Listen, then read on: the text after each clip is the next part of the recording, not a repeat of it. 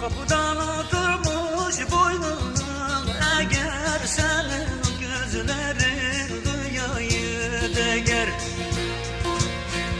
Seni benden